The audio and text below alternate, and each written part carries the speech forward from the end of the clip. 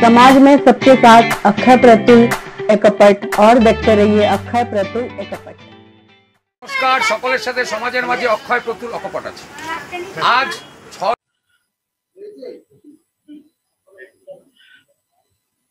আগামীকাল 8ই আগস্ট আপনারা সবাই জানেন আমাদের প্রয়াত নেতা কমরেড বুদ্ধ ভট্টাচার্যের প্রথম মৃত্যুবার্ষিকী। তাকে আমরা স্মরণ করব। শুধু আমরা নয়, রাজ্যবাসী যারা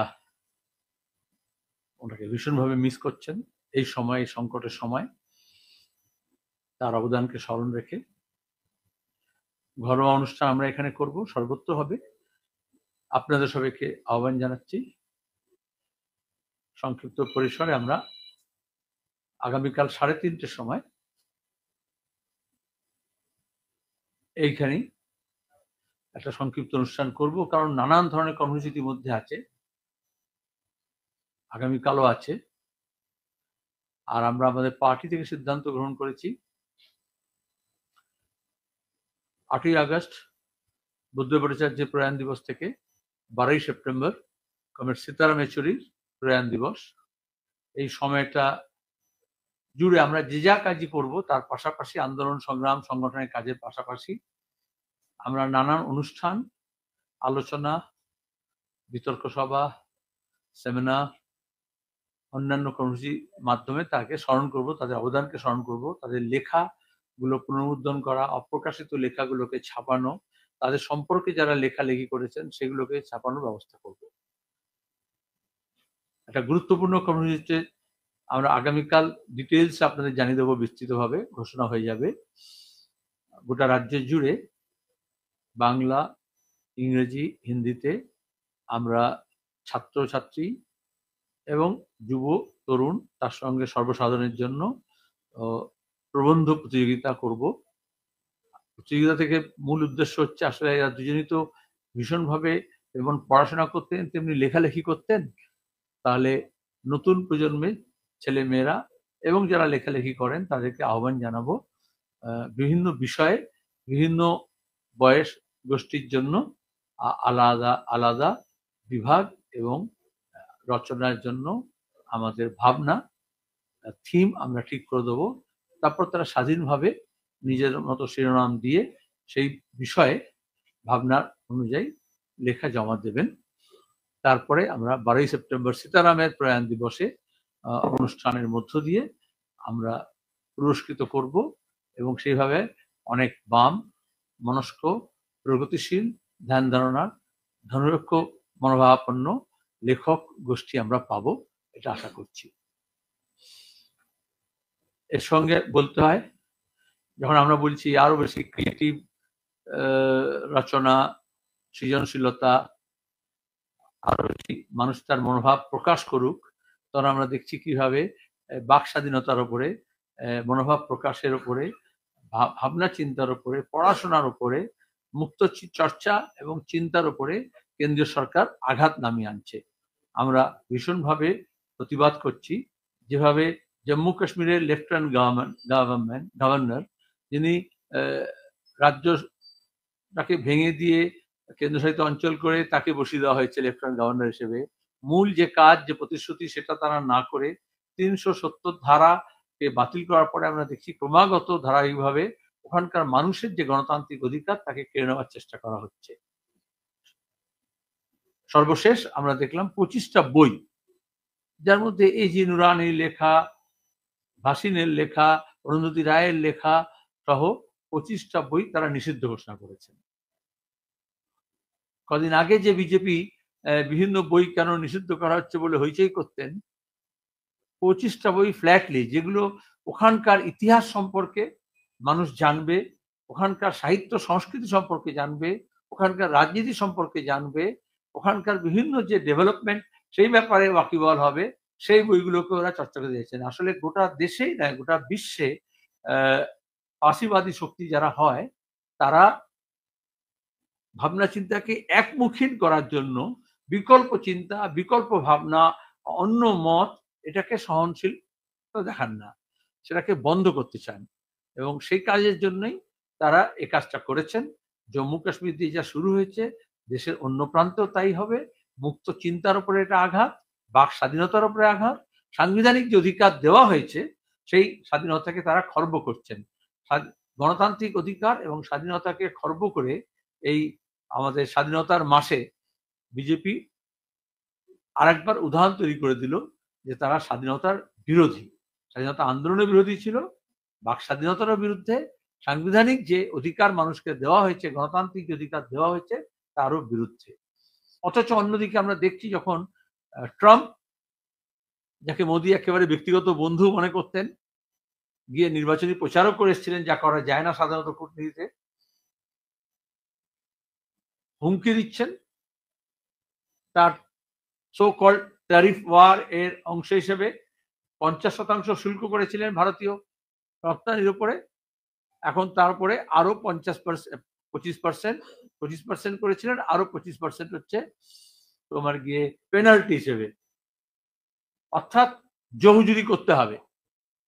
আমরা বামপন্থীরা প্রথম থেকে বলে এসছি, মার্কিন সাম্রাজ্যবাদের চরিত্র আমরা জানি, সাম্রাজ্যবাদী শক্তি গোটা দুনিয়াকে কিভাবে লুট করেছে আমরা জানি, এবং সেই লুটের সেই আধিপত্যকে বজায় রাখতে চায়, তার চেষ্টা করছে এটা জানি। আমাদের দেশের যারা দক্ষিণপন্থীরা আছেন, যারা সাম্রাজ্যবাদের তাবেদার হতে চেয়েছিলেন নানান ছলে বলে কৌশলে, আজকে তাদের নিজেদের একটু ইন্ট্রোস্পেক্ট করার দরকার আছে। বামপন্থীরা প্রথম থেকে আমাদের দেশের স্বার্থ সম্পর্কে সচেতন, দেশের কৃষি, কৃষক, মজুর, আমাদের ব্যবসা, আমাদের বাণিজ্য, সেই স্বার্থ সম্পর্কে সচেতন। যারা মনে করেছিলেন সাম্রাজ্যবাদের কাছে আমাদের দেশের স্বার্থ বিকিয়ে দিলে অনেক লাভবান হবেন, তারা আজকে বুঝতে পারছেন। পাশাপাশি আমরা চীনকে দেখছি, ট্রাম্প তো এই ধরনের ঘোষণা সবাইকে করছেন, কানাডা, ইউরোপ, পশ্চিম এশিয়ার দেশগুলো, Russia, Latin America, China, Bharat, সবার বিরুদ্ধে। কিন্তু আমাদের পাশে প্রতিবেশী দেশ চীন দেখিয়েছে, এক, তাদের নিজের আভ্যন্তরীণ উন্নয়নটাকে এই জায়গায় নিয়ে গেছে, যে কোমরের জোর এমন বাড়িয়েছে, আর দুই, একটা স্বাধীন বিদেশ নীতি এবং আত্মমর্যাদা। যে কোনো আত্মমর্যাদা সম্পন্ন জাতি বা দেশ যা করবে, হুমকির কাছে নতি স্বীকার করেনি, যার ফলে অনেক হামকা হুমকির পরও যখন চীন তার পাল্টা অস্ত্র প্রয়োগ করেছে তারিফের ক্ষেত্রেই, পেছিয়ে গেছে আমেরিকা। আর ঠিক তার বিপরীতে আমাদের দেশে আমরা দেখলাম মৃদু স্বরে, প্রায় অনুচ্চারিত ভঙ্গিতে কিছু উষ্মা প্রকাশ করেছে, কিন্তু কূটনীতিক স্তরে, ব্যবসা বাণিজ্য, অর্থনীতির ক্ষেত্রে সরকারিভাবে যে ভূমিকা পালন করা উচিত ছিল, যা করা দরকার, তা মোদী সরকার করেনি, করতে পারে না। ভারতীয় জনতা পার্টি তার জন্মলগ্ন থেকে, তার আগে জনসন, আরএসএস, প্রথম থেকেই মার্কিনী তাবেদারির পক্ষে সব ক্ষেত্রে। আর মোদী তো বিদেশ নীতি মানে মনে করেছেন পাবলিক রিলেশন ওয়ার্ক, কিছু লোককে নিয়ে গিয়ে, ভাড়া করা লোককে নিয়ে গিয়ে গোটা এমবেসিকে ব্যবহার করে সরকারি টাকায় মোৎসবের নাম করে একটু মোদি মোদি বলে চিৎকার করা। বিদেশ নীতি মানে ইটস নট এ মিয়ার পিয়ার জব। দেশের স্বার্থ, দেশের মানুষের স্বার্থ কোথায় গেল? আর ব্যক্তিগত বন্ধুত্ব হয় না, কূটনীতিটা গিয়ে জড়াজড়ি করলেই হয় না, সেটা আজকে প্রমাণিত হচ্ছে। আমরা আশা করব ভারত সরকার দৃঢ়তার সঙ্গে মোকাবিলা করবেন এই স্থিতির, কিছুতেই মাথা নোয়াবেন না, এবং আমাদের যে কৃষি, কৃষক, ক্ষেতমজুর, গ্রামীণ অর্থনীতি, তার সমস্ত স্বার্থকে জলাঞ্জলি দিয়ে গতকাল পর্যন্ত তুষ্ট করার চেষ্টা করেছেন, গত পরশু পর্যন্ত আমেরিকাকে। অস্টেন্সিভলি আমাদের এখানকার দুটো বড় ইন্ডাস্ট্রিয়াল হাউস তাদের স্বার্থ রক্ষা করার জন্য, কোন দেশের স্বার্থ রক্ষা করার জন্য নয়।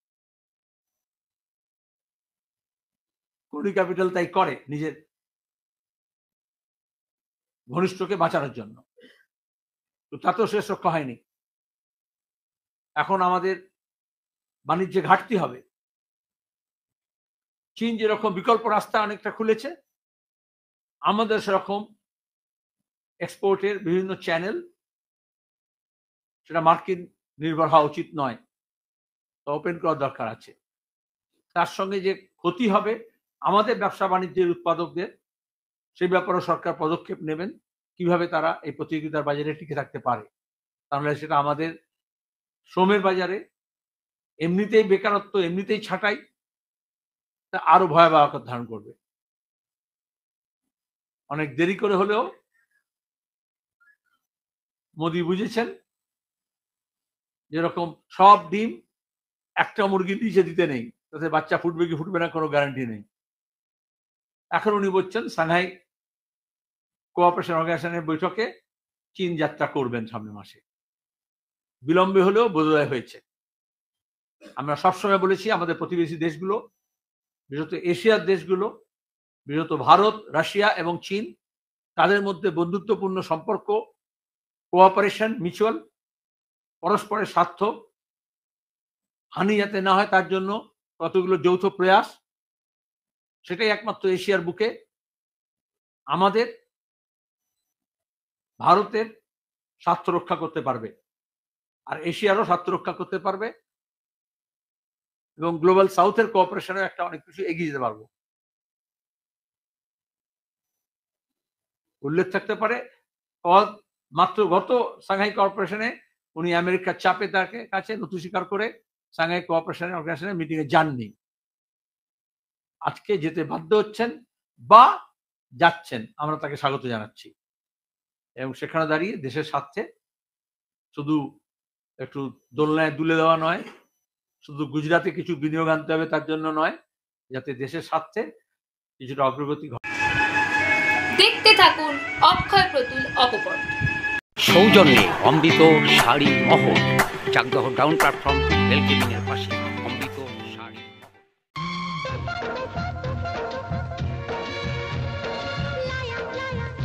আমার হৃদয়ের অন্তঃস্থল থেকে আমি বলছি, আমি ওনাকে শ্রদ্ধা করি, ওনার শিক্ষাগত যোগ্যতাকে আমি মানি, এবং সব থেকে বড় কথা, বুদ্ধদেব ভট্টাচার্যকে দেখে বলা যেতেই পারে এ সমাজে হয় সব কিছু ভাই, পাওয়া যায় ভাড়া, শুধু সোজা নির্ভীক সিদ্ধারা ছাড়া। বুদ্ধদেব ভট্টাচার্যের সিদ্ধারা আছে, এবং ভবিষ্যতেও যারা রাজনীতি করবে তারাও যেন মনে রাখে যে সব রাজনীতিবিদ সিদ্ধারা বিক্রি করে রাজনীতি করে না। এবং আজীবন বামপন্থী। জ্যোতিবাবু বুঝতে পেরেছিলেন দল বদল করলে হয়তো প্রাইম মিনিস্টার হওয়া যেতে পারে, কিন্তু না, যাবার সময় বুকে লাল পতাকাই নিয়ে গেছেন। এই জন্যই বামপন্থীদের আমি সম্মান করি, এবং বুদ্ধদেব ভট্টাচার্যের মতো মানুষ আজকে রাজনীতিতে বিরল। তাদের প্রয়োজনীয়তা এত বেশি এই মুহূর্তে, আজকে নতুন এই ছেলে মেয়েদের কাছে যারা রাজনীতি করছে, তাদের নতুন করে বুদ্ধদেব ভট্টাচার্যের মতো মানুষদের মডেল করা উচিত। সৌজন্যে হরিয়ানা সেরামিক, পুরুলিয়া